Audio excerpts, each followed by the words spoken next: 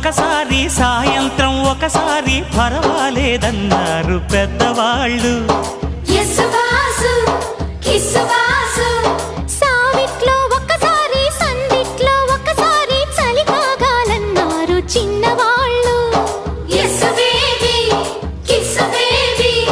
కొక్కరో బంగారు కోడి ముద్దడితే ముదిరింది వేడి. పిల్లగో చూశాని నాడి అదిరింది కన్నెబాడి.